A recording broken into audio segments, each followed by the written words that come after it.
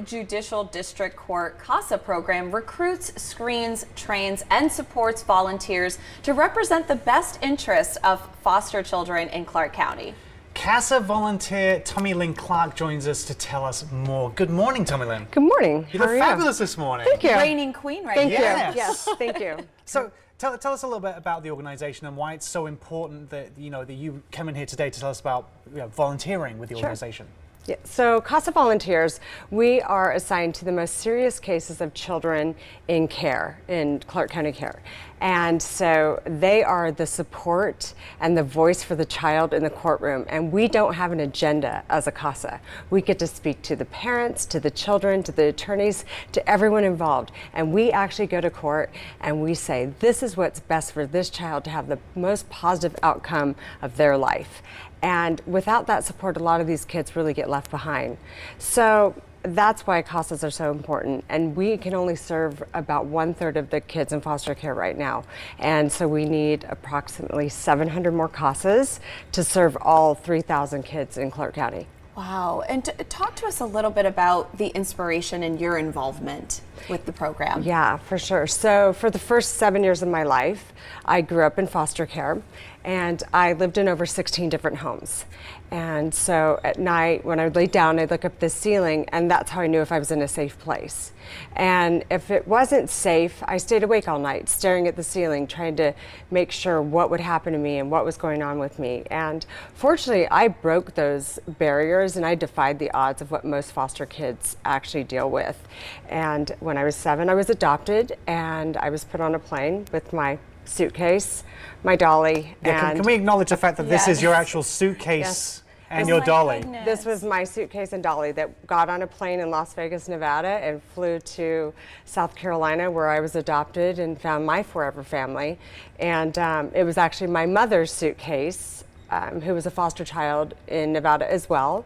And I'm even fortunate enough to have a suitcase because most foster children have garbage bags. Mm-hmm. So to have that, where they're transported from just home to home. Right, they're just midnight moved and taken in the middle of the night to a new place that they don't know anything about. They don't know the food they're going to have or what it'll smell or what the rules are or if they're going to be liked.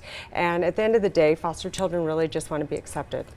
I think many of us take for granted our lives, our families, the structure, the support we have. Right. This is something obviously very near and dear to your heart, something you've experienced as well. Mm-hmm.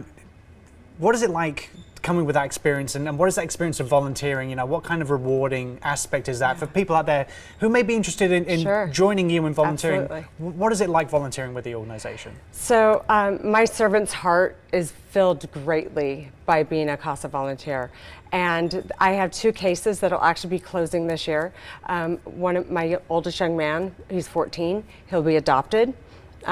Teens getting adopted is very unusual and rare, but he's an exceptional young man, so that's a very positive case. And my other 2 will also have permanency. And that is our goal, is to reunify with their family or to have permanency. And then it gives them that stable life so that they can move on and defy those odds too. And they're not just another part of the system repeating the cycle over and over again. Absolutely. Now, what would you tell someone who's maybe looking to volunteer with the program? I would say now is the time to do it. Just do it. It takes about 5 hours a month. You're spending some time with the child, making calls, emails, just connecting all the pieces of the puzzle. So I always say, it's like efficiency mandating. As a CASA, you efficiency mandate all the people involved and let that child also know that they have someone that's there for them always. So no matter if their caseworker changes or their attorney changes or their home changes, me as the CASA, I'm always with them. I'm there permanent. What is the impact you see with people volunteering?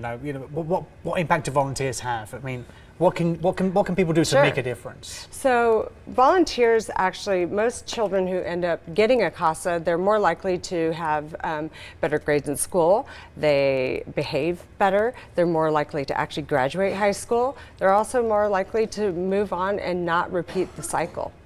Absolutely. Well, thank you so much for coming in this morning. Yeah. It's been wonderful to hear your story as well.